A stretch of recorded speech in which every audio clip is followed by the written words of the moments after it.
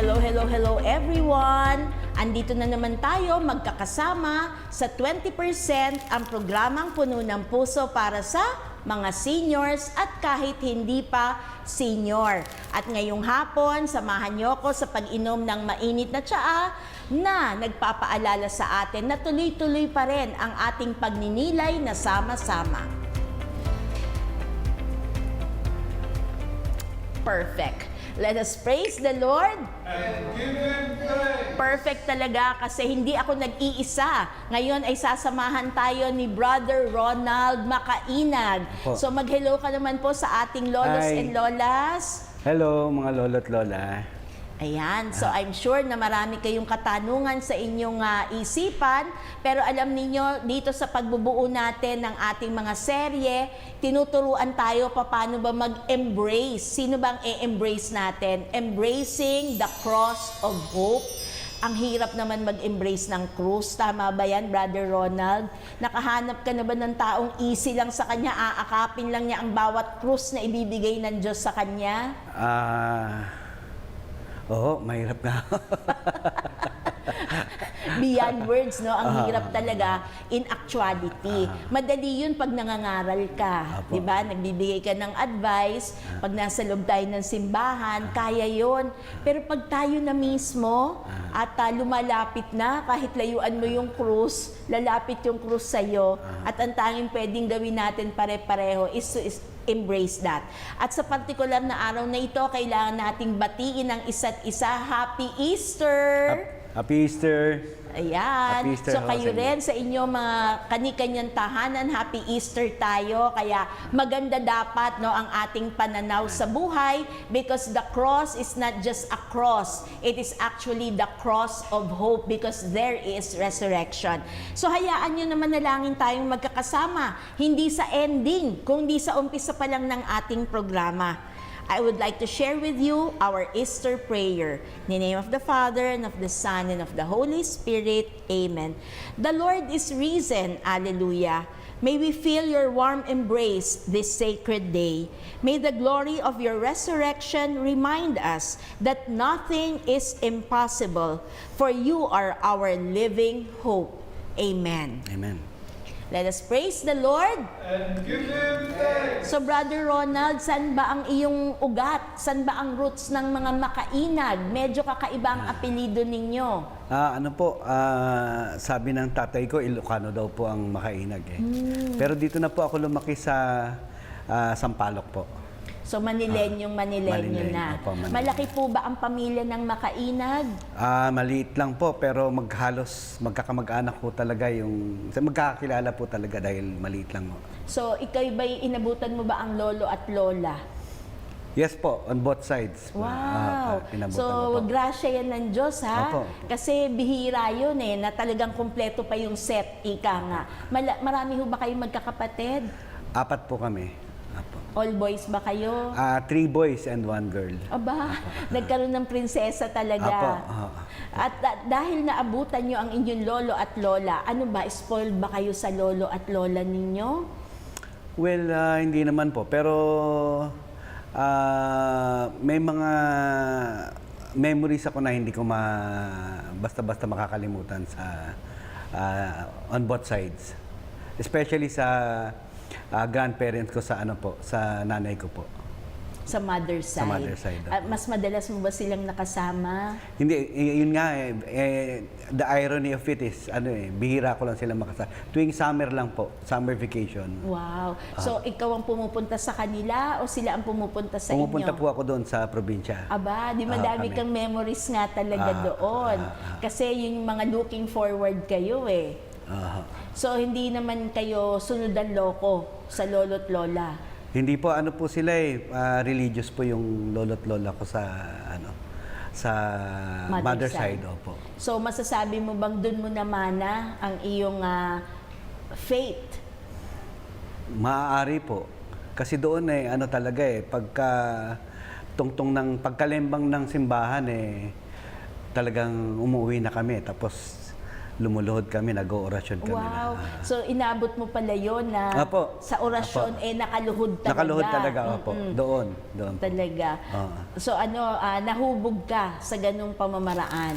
Kaya kahit mga summer breaks lang yan, pero part mo yan na-integrate sa'yo. Siguro dahil bata pa ako nung siyempre susunod ka, gano'n. Tsaka doon ko naranasan yung magdasal na mag-isa eh. Natatandaan ko, kahit maliit pa ako noon, parang natatandaan ko na nagdadasal ako mag-isa. So ibang level ho talaga na ang mga magulang natin o yung mga ninuno natin ay nag-akay sa atin para mas Apo. makilala ang Panginoon. Totoo po yun. So nung teenager naman, so relihiyoso ka rin ba nung panahon ng teenage years mo o puro girlfriend ang hinarap mo? Eh, hindi po, mukhang doon ako nagkaloko-loko. Doon na ho tayo naligaw na kung ano-ano nang nangyari. Kasi yung area po namin, Sampaloc, medyo hindi po magandang area. So, na-expose po ako sa bisyo. Pero paano mo naalpasan yon? Kasi naituloy mo yung buhay mo as a professional. Well, ako maaga po ako nagtrabaho nagtrabaho po ako sa Japan. Nag-TNT po ako doon. Malakas ang loob mo. Apo, hindi pa ako tapos mag-aral, construction worker po ako doon. Talaga? Apo. Buti pinayagan ka ng iyong mga magulang. Well, dala po siguro ng pangangailangan. Kasi kailangan din namin ng pera. Talaga? So, buo ang loob mo. Apo. Malinaw sa'yo na doon kikita ka ng maayos. Tsaka nahubog din po ako doon kasi parang na-expose ako doon sa responsibilities. Tsaka doon ho talaga ako na nagkaroon ng conversion. Talaga? Apo.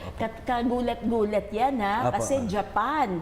Japan, parang iisipin mo the least place na makukuha mo yung conversion. Apo. So, nag-mature ka siguro doon. Ronald. Nagkasakit ho kasi ako doon. Nagkasakit ako to the point na parang pakiramdam ko malala yung sakit ko. Nung parang nangako ako sa kanya, sabi ko palampasin mo lang to Lord, bibigay ko sa iyo yung life ko. Nung nalaman kong okay naman ako, wala naman ng sakit, umuwi na po ako noon. Uwi na, balikbayan na kaagad. Umuwi na kaagad.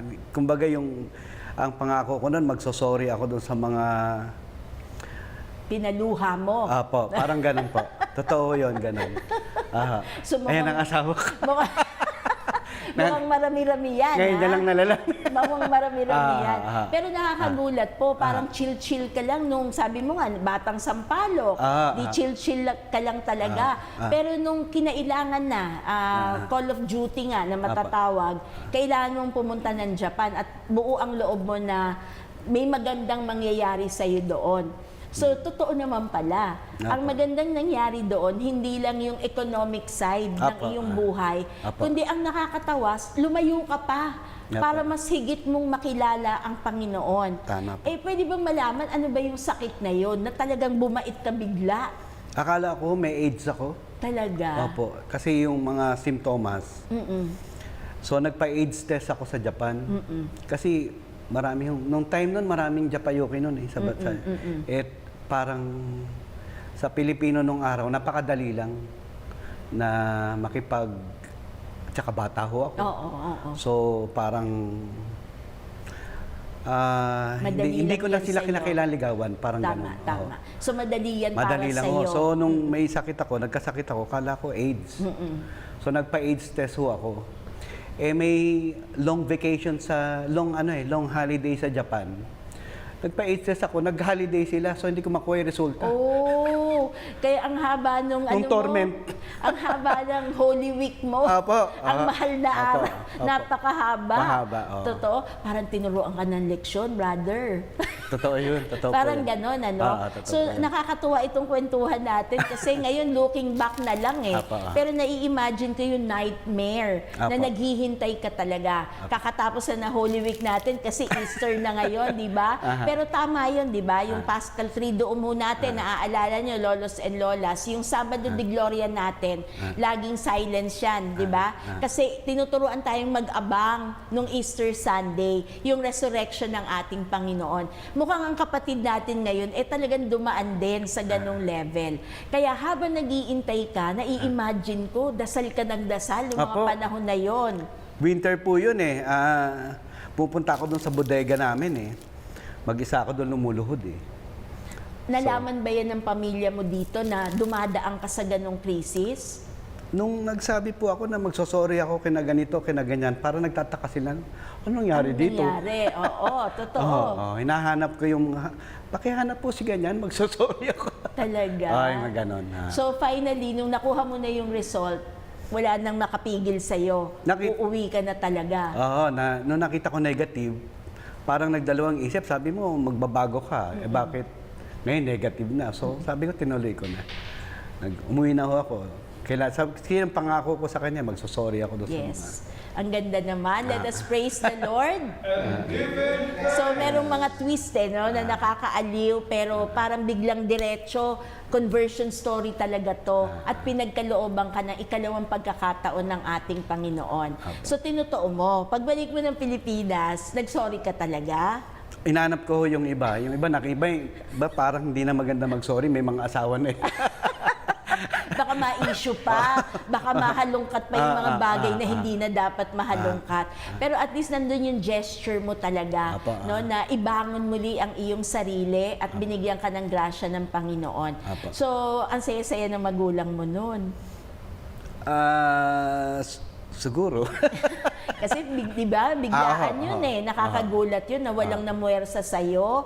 So, tignan nyo, lolos and lolas, huwag kayong susuko sa members of the family natin na gusto natin. Di ba, ganun yun may pinagdadasal tayo na sana i-touch mo tong anak ko, sana i-touch mo tong ganito. So, huwag mawalan ng pag-asa kasi pag ginusto ni Lord, gagawa siya talaga ng daan, ng pamamaraan kung paano ibabangon muli ang mga taong ito. So, nagpursige ka, so nagbagong buhay na. So, naging mabait na. Unti-unti naman po, hindi mo po biglaan. Siyempre, nandyan na naman sila, so unti-unti naman po, unti-unti. Hanggang sa nahanap mo finally, yung taong magpapatibok ng puso mo. Nahanap ko agad. Hindi ka naman pinahirapan ni Lord agad-agad. So sa susunod na Lunes, abangan ho ninyo, iimbitahan natin, magbabalik kayo dito brother kailangan ipakilala mo sa amin yung nagpatibok na yan ng iyong puso. Pero kumusta naman yung challenges here and there? Kasi nagsabi ka magbabago ka na. Ang temptation ba, Ronald, andyan lang? Opo, hindi nawala. Lagi pong nandyan. Mas malapit pa nga siya kasi nagbabago ka siguro. Ang kagandahan po noon, nayakag naman po kami sa Couples for Christ. So doon naalagaan na. Tingin ko po naalagaan dahil may mga trials din kami habang nagpapamilya.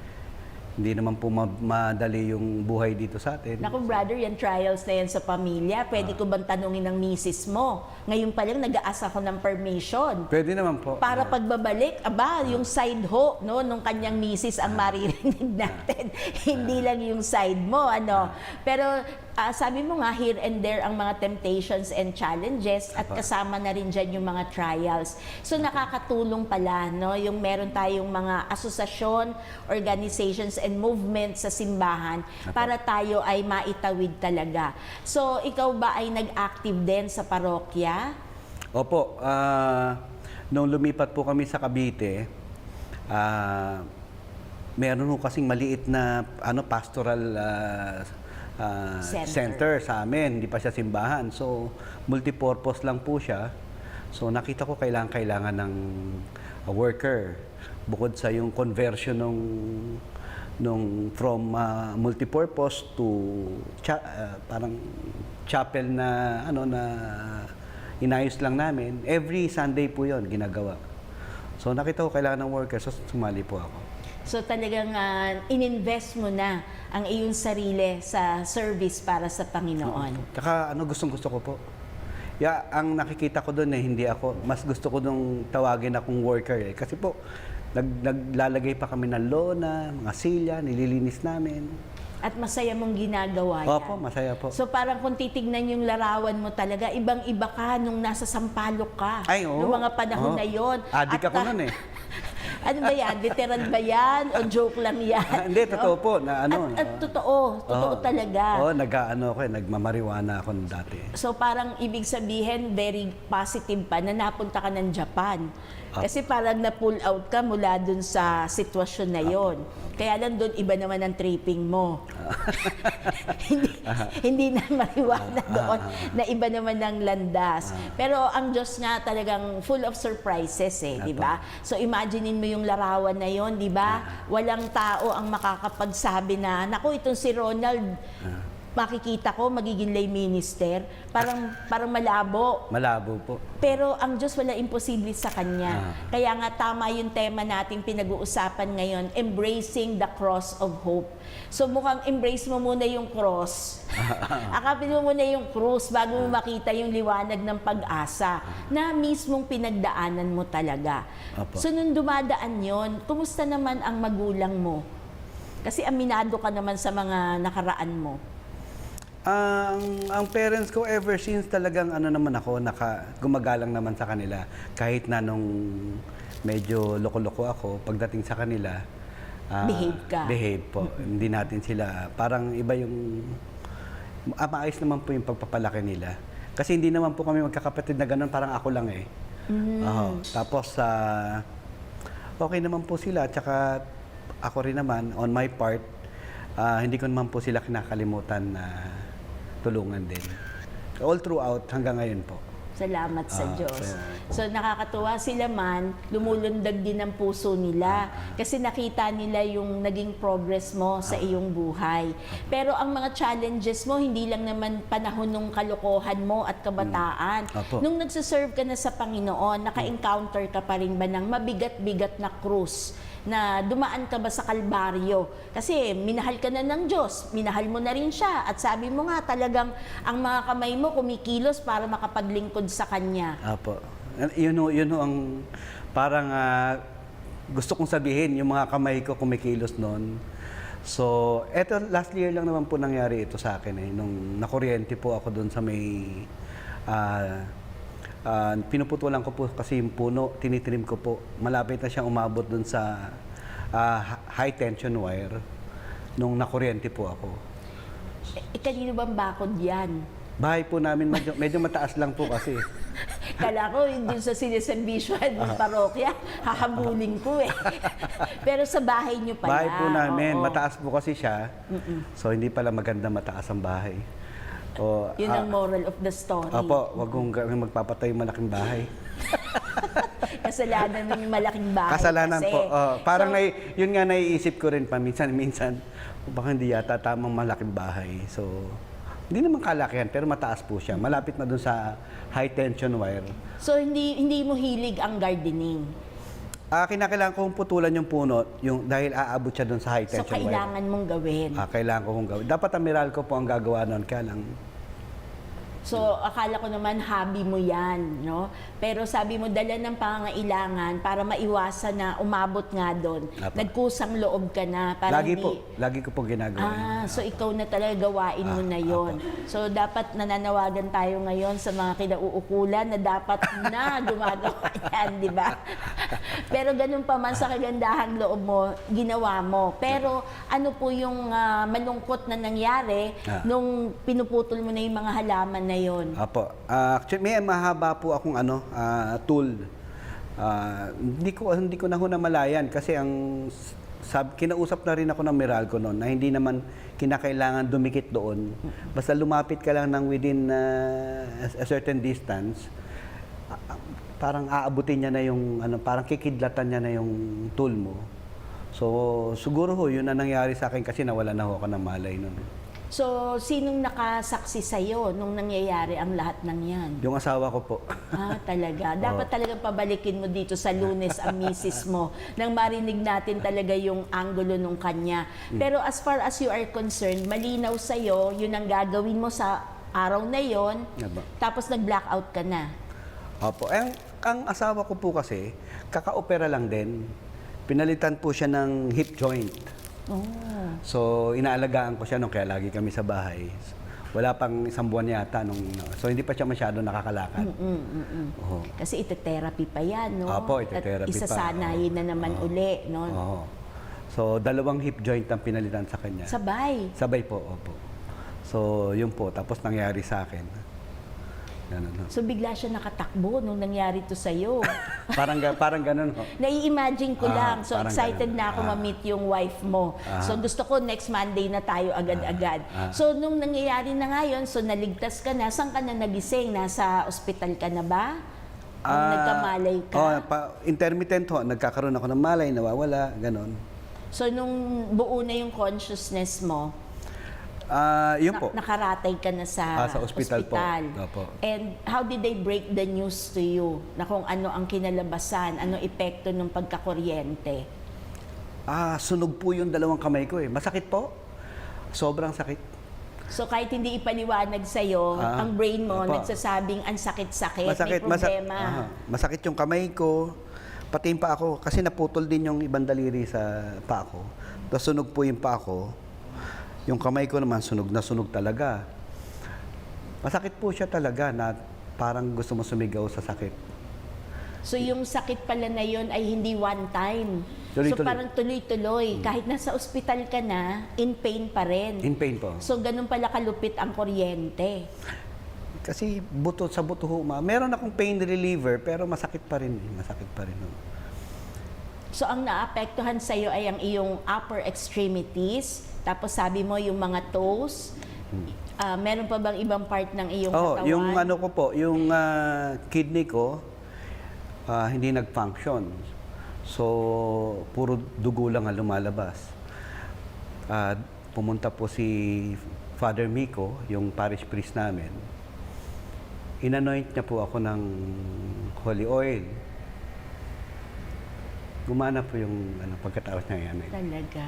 Salamat sa Diyos. Let us Opo. praise the Lord. And give him thanks. Kaya kung ang isip lolos and lolas, no, takot na takot magpa-anoint, no, parang Ay. isip nila last ano lang Hindi, yan, no, okay po last yun. resort. Eto buhay na buhay ho at nakikita ninyo na walang makakaisip na malalagpasan niya yon. So considered po bang third degree burn yan? May ganun ba? Kasali ba yung pagkakuryente sa mga burns na yan? Palagay ko ho, dahil pag nakita niyo po yung kamay ko talagang... Gusto niyo pakita ko yung kamay ko? Tatanggalin ko to? Ikaw po. Pwede naman po. Iniisip ko kasi kung kaya ba ng Ayan powers po. ko. And kailangan na siyang putulin. Kasi ho... Okay na po ang isa. Okay na isa. po. Ang ano ho, nung dahil masakit siya, dahil ano po kami, choir sa simbahan, choir po kami. So, nung nasa pastoral kami, nagsimula kami as choir. So, mga 30 years na yata ngayon, na choir kami. Napakanta po ako. Of all songs, ang nakanta ko yata kanta ni Mama Mary. Although I'm not a Mama Mary devotee, medyo hindi pa nga ho ako masyado sa... May reservation pa ho ako sa rosary eh. Kumbaga, hindi pa ho ako masyadong convinced. Pero yun ho ang nakakanta ko of all para hong nahati yung yung pain. Nung nakita kong parang nahati yung pain, medyo sorry medyo Sige, emotional ako. namin. Kumanta na ako ng kumanta, hindi na ako tumigil. Talaga. So, doon ko ho na bear yung pain. So Ronald, napakahirap nung pinagdaanan mo. Yung palang acceptance ng cross, ang hirap na. Pero sa'yo, inakap mo, hindi ng iyong kamay, kundi ng buong pagkatao mo. So, ini-imagine ko pa lang, I'm trying to visualize, no? Nung paggising mo pa lang, so alam mo yung pain, nararamdaman yun eh. Pero yung visually, makita mo na may nawala sa'yo, na bahagi ng katawan mo, mahirap tanggapin yun. Actually, hindi pa ho siya nawawala, nakakabit pa yung kamay ko. So, yun ang masakit nun eh. Kasi kung pinutol na siya, palagay ko mas lesser yung pain. Oh. So, nandun yung nagtatalo yung doktor. Yung isang doktor ayaw niyang putulin. Yung isang doktor gusto niyang putulin. Kasi baka ma-save pa nila. Yung isa, sabi niya, masisave yan. Yung isang doktor, sabi niya, hindi na. Plus yung asawa ko ayaw nila paputol, at saka yung parents ko ayaw nila paputol. So, Ayaw nilang sukuan. ayaw nila sukuan. Pero kinausap ako nung doktor, after how many days po yon, hindi po kaagad pinutol. Nakailang operation kami. Sinubukan talaga i-save. Sinubukan po nila. After how many days, sabi niyang mamamatay ka, sabi nung isang doktor, mamamatay ka pag di natin pinutol yan. Maniwala ka sa kanya, sabi nung sa isang doktor. Sabi ko, sige dok, ikaw nang bahala. So, ang hirap naman no, Ronald, in pain ka na, no? So, nag-aaway pa sila kung puputulin o hindi. Pero kung ikaw talaga ang masusunod, ano yon, resign ka na, sige na, putulin nyo na nga. Pakiramdam ko kasi nangangamoy na eh. So talagang ramdam mo sa katawan Ramdam mo ko, na papaalis na siya talaga. Hindi ko na talaga, nakita ko talagang, ang inaalala ko nga, baka masaktan yung mga asawa ko. Pero ako, parang, Resign ka na. hindi ko alam ba't hindi ako nanghihina ng loob. All throughout, hindi po. Hindi nga, ngayon lang ako naiiyak eh. Noon hindi ako naiiyak. Talaga. Hindi ako naiiyak. So ibig sabihin, may role din pala si Mama Mary para maibsan itong hinaharap mong krus. Dahil sabi mo nga lumabas ng kusa sa'yo, di ba? At awit pa, na parang kamangha-mangha din. Kaya alam niyo, lolos and lolas, dito sa kwentong buhay ni Brother Ronald, makikita nating buhay na buhay ang Diyos. Pero sa anumang krisis na pinagdaraanan natin, andun din ang mahal na ina na sumusuporta sa atin. Hindi mo kayang ipaliwanag kasi hindi ka Marian. Ika nga, di ba? Sabi mo. May reservation ho talaga ako. Hindi ho talaga ako hindi ka na nga fully devoto, convinced. meron ka pang may agam-agam ka pa. May agam-agam And ako. yet, dun sa crisis, sa pinaka most vulnerable period in your life, andun ang mahal na ina. Gustuhin mo man siya o hindi, but she was there to take care of you. So, ang ganda ho ng Easter resurrection story mo, no, Brother Ronald. At sa mga nawawalan ng pag-asa sa ating audience, marami dyan, lolos and lolas, hindi lang hip replacement ang mga issues nila. Totoo din na marami din tayong audience na viewers na napuputulan ng paa dahil sa diabetes, kung hindi nila nakokontrol yan, at dala ng edad, di ba? Baka may mensahe ka po sa kanila.